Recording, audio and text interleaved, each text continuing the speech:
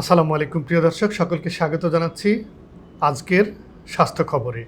Doctor টিভির এই নিয়মিত আয়োজনে আমি আব্দুল গনি বিদ্যান রয়েছে আপনাদের সাথে।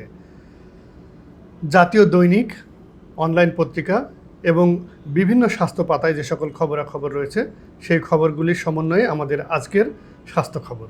চলুন কথা না বাড়িয়ে চলে যাচ্ছি সরাসরি স্ক্রিনে। আমরা শুরুতেই দেখছি ডক্টর টিভি। সেখানে তাদের প্রধান খবর করেছে ঢামেকে চিকিৎসকদের উপর হামলা, গাইবান্ধা থেকে গ্রেপ্তার সঞ্জয় পাল। সঞ্জয় পালকে গ্রেপ্তার করা হয়েছে।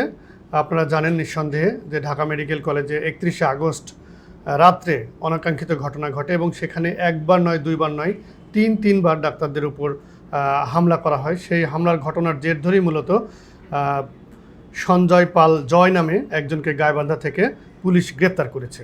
এটি একটি নিঃসন্দেহে ভালো খবর। ডক্টর টিভির আরও একটি গুরুত্বপূর্ণ খবর আমরা দেখতে পাচ্ছি, ঢাকা মেডিকেলে হামলায় দোষীদের গ্রেপ্তারে 2 দিন সময় চেয়েছেন স্বাস্থ্য উপদেষ্টা।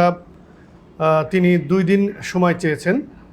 চিকিৎসকদের উপরে এই হামলার ঘটনায় যারা জড়িত তাদেরকে দৃষ্টান্তমূলক শাস্তির দাবিতে ডাক্তাররা যখন কর্মবিরতি পালন করছিলেন এবং তাদের শাস্তির দাবি করছিলেন, ঠিক তখন তিনি উপস্থিত হয়ে গতকাল 1 সেপ্টেম্বর বিকেল 4টায় ঢাকা মেডিকেল কলেজের সভাকক্ষে আন্দোলনকারী চিকিৎসকদের সঙ্গে তিনি বৈঠক করেন। সেখানে উপস্থিত ছিলেন স্বাস্থ্য অধিদপ্তরের কর্মকর্তা, ঢাকা মেডিকেল কলেজ হাসপাতালের পরিচালক ব্রিগেডিয়ার জেনারেল আসাদুজ্জামান সহ চিকিৎসক সমাজের অন্যান্য নেতৃবৃন্দ, সেনাবাহিনী, বিজিবি এবং পুলিশের কর্মকর্তারা। এটি একটি ভালো খবর যে উপদেষ্টা নূরজাহান বেগম যথাসময়ে তিনি এই উদ্যোগটি নিয়েছেন। আশা করা যায় যে যারা দোষী তাদের শাস্তির আওতায় তিনি আনবেন। এরপরে আমরা চলে যাচ্ছি মেডিভয়েস। স্বাস্থ্য শিক্ষা অধিদপ্তরের পরিচালক পদে যাকে নিয়োগ দেওয়া হলেন তার খবরটি তারা এনেছেন। গবেষণা, প্রকাশনা ও কারিকুলাম উন্নয়নে অধ্যাপক রোকসানা আহমেদকে ভারপ্রাপ্ত অতিরিক্ত মহাপরিচালক প্রশাসনে নিয়োগ দেওয়া হয়েছে, সেই খবরটি তারা ছাপিয়েছেন। দর্শক, আমরা তারপরে যদি যাই তাহলে বাংলাদেশ সংবাদ সংস্থা বাসসের স্বাস্থ্য বিষয়ক খবরে তারা প্রথমেই যে বিষয়টিকে এনেছেন, ডেঙ্গুতে আরও 4 জনের মৃত্যু, হাসপাতালে ভর্তি 346 জন, গত 24 ঘন্টায় আক্রান্ত হয়ে 4 জন মারা গেছে, সেই খবরটি তারা ছাপিয়েছে। এবং তারা বলছেন যে গত 24 ঘন্টায় যেমন 4 জন মারা গেছে, সেই সময় একই সময়ে হাসপাতালে ভর্তি হয়েছে 346 জন। দর্শক, চলতি বছরে এ পর্যন্ত ডেঙ্গুতে মৃত্যু হয়েছে 83 জনের, যার মধ্যে হাসপাতালে আক্রান্ত হয়ে ভর্তি রয়েছেন 12,841 জন। এটি একটি অ্যালার্মিং পয়েন্ট আমাদের জন্য, বিশেষ করে যারা শিশু রয়েছে এবং আমরা যারা পরিবারে থাকি তাদেরকে মশাবাহিত রোগ থেকে সাবধান থাকতে হবে এবং এই ডেঙ্গু থেকে বেঁচে থাকার জন্য আমাদের স্বাস্থ্যবিধি মেনে চলতে হবে।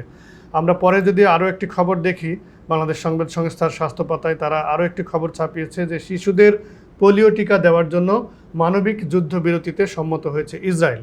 এটি একটি আন্তর্জাতিক খবর, অর্থাৎ আমরা জানি যে ইসরায়েলের যে হামলা চলছে গাজায়, ফিলিস্তিনে, সেখানে অনেক শিশু যেমন হতাহত হয়েছে, অনেক নারী শিশু যোদ্ধা যারা নিহত হয়েছেন সেই খবর তো রয়েছেই, তার পাশাপাশি যারা বেঁচে আছে সেই সকল শিশুদেরকে পোলিও টিকা দেওয়া খুবই প্রয়োজন, জরুরি সময় হয়ে গেছে, তাই তাদেরকে পোলিও টিকা দেওয়ার জন্য যুদ্ধবিরতিতে সম্মতি হয়েছে ইসরায়েল। তাদের আগামী 3 দিনের মধ্যে এই পোলিও টিকা কার্যক্রম সম্পন্ন করতে হবে। এই খবরটি এএফপির বরাত দিয়ে বাংলাদেশ সংবাদ সংস্থা ছাপিয়েছে। দর্শক, আমরা যাচ্ছি পরবর্তী সংবাদে। প্রথম আলো তারা একটি স্বাস্থ্য পাতায় লিড নিউজ করেছে, স্বাস্থ্য পরীক্ষার জন্য সিঙ্গাপুর গেলেন মির্জা ফখরুল। বিএনপির সম্মানিত মহাসচিব তিনি তার স্বাস্থ্য চিকিৎসার জন্য তিনি নিয়মিত চেক আপ করেন, সেই চেক আপেরই একটি ধারাবাহিকতার তিনি রোববার অর্থাৎ আজকে সকাল 11টা 55 তিনি সিঙ্গাপুর এয়ারলাইন্সের মাধ্যমে তার স্বাস্থ্য পরীক্ষার জন্য সিঙ্গাপুর গেছেন। আমরা প্রথম আলোর আরও একটি খবর দেখতে পাচ্ছি, বন্যা কবলিত জেলায় রয়েছে মারাত্মক ডেঙ্গু ঝুঁকি। আমরা আগেই খবরে বলছিলাম যে ডেঙ্গু এখন ছড়িয়ে পড়ছে চারিদিকে। তো বিশেষ করে যেসব এলাকায় বন্যা হয়ে গেল, সেই বন্যা পরবর্তী সময়ে এই ডেঙ্গুর প্রকোপ আরও বাড়ার সম্ভাবনা রয়েছে। আর এটি সাধারণত সেপ্টেম্বর অক্টোবর মাসে বা আগস্টে এই ডেঙ্গুর প্রকোপটা বেড়ে যায় বর্ষার সময়, সুতরাং এই সময় আমাদের আরও বেশি সতর্ক থাকতে হবে। আমরা পরবর্তীতে আরও একটি গুরুত্বপূর্ণ খবর দেখতে পাচ্ছি প্রথম আলোতে, অর্থাৎ হামলাকারীদের যে গ্রেপ্তারের আশ্বস্ত করেছেন স্বাস্থ্য উপদেষ্টা, সেই খবরটিকে তারা গুরুত্বের সাথে ছাপিয়েছে। আমরা পরবর্তীতে যাচ্ছি বিবিসি বাংলার নিউজে। বিবিসি বাংলাও স্বাস্থ্য বিষয়ক যে খবর খবরগুলি ছাপিয়েছে তার মধ্যে অন্যতম হচ্ছে ইসরায়েল ইস্যুতে যে ইসরায়েল যুদ্ধবিরতি ঘোষণা করেছে, বিশেষ করে গাজা এবং ফিলিস্তিনের শিশুদের টিকাদানের জন্য। সেই বিষয়টি এখানে গুরুত্বের সাথে তারা ছাপিয়েছে যে ফিলিস্তিনের গাজা উপত্যকায় শিশুদের পোলিও টিকা দেওয়ার জন্য কিছু সময়ের জন্য মানবিক কারণে যুদ্ধ বন্ধ রাখতে সম্মত হয়েছে। টিকা দেওয়ার জন্য যুদ্ধবিরতি ঘোষণা করলেও তারা কিন্তু সমানে গণহত্যা চালিয়ে যাচ্ছে, যার তীব্র নিন্দা এবং প্রতিবাদ জানাচ্ছি আমরা আরও একটি খবর দেখি বিবিসি বাংলা নিউজে। তারা একটি অনুসন্ধানী প্রতিবেদন ছাপিয়েছে যে কি হয়েছিল ঢাকা মেডিকেল কলেজ হাসপাতালে। অর্থাৎ তারা 1 সেপ্টেম্বর এই খবরটি ছাপিয়েছে। সেখানে ঢাকা মেডিকেল কলেজের বিস্তারিত বিবরণ তুলে ধরেছে, সেদিন কি হয়েছিল, ডাক্তারদের বক্তব্য সহ বিশদ একটি ছবি সহ তারা ছাপিয়েছে, আমরা দেখতে পাচ্ছি। আসলে সেদিনের এই লোমহর্ষক ঘটনায় চিকিৎসক সমাজ খুব বেশি নিরাপত্তাহীনতায় ভুগছে, তারা আতঙ্কিত, তাই তারা কর্মবিরতিতে চলে গিয়েছিল এবং তাদেরকে জরুরি সেবাও তারা বন্ধ করে দিয়েছিল। সুতরাং তাদের নিরাপত্তা আগে দিতে হবে যারা মানব সেবায় এই কাজগুলি করে যাচ্ছেন। আমরা পরবর্তীতে যাচ্ছি ডেইলি স্টার বাংলা। সেখানে স্বাস্থ্য উপদেষ্টা নূরজাহান বেগম আবারও সেই খবরটিকে তারা প্রধান গুরুত্বের সাথে এনেছে। চিকিৎসকদের উপর হামলার ফুটেজ দেখে দেখে জড়িতদের বিরুদ্ধে ব্যবস্থা নেওয়া হবে এমন কথাই বলেছেন স্বাস্থ্য উপদেষ্টা। এটি খুবই জরুরি।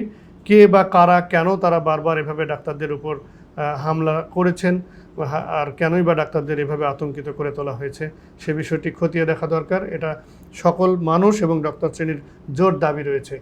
আমরা আরেকটি খবর যদি দেখি ডেইলি স্টারের বাংলা ভার্সনে, সেখানে নোয়াখালীতে ডায়রিয়ার প্রাদুর্ভাব, 16 শয্যার ওয়ার্ডে ভর্তি শতাধিক। যেখানে 16টি বেড রয়েছে সেখানে 100-র অধিক ভর্তি হয়েছে ডায়রিয়াতে। আমরা সকলেই জানি যে বন্যা পরবর্তী সময়ে বিশেষ করে পানি নেমে যাওয়ার পরে নানা রকম রোগ ব্যাধি দেখা দেয়। এই সময়টা খুব বেশি সতর্ক থাকতে হয়, তারই একটি অন্যতম হচ্ছে ডায়রিয়া। আমাদের এক্ষেত্রে আরও একটু সচেতন হতে হবে, সজাগ হতে হবে আশা করি সুস্থ থাকবার জন্য। প্রিয় দর্শক, এই ছিল আজকের স্বাস্থ্য বিষয়ক খবর। নিঃসন্দেহে আপনারা এক নজরে অল্প সময়ের মধ্যে স্বাস্থ্য বিষয়ক অনেক তথ্য আমাদের মাধ্যমে জানতে পারলেন।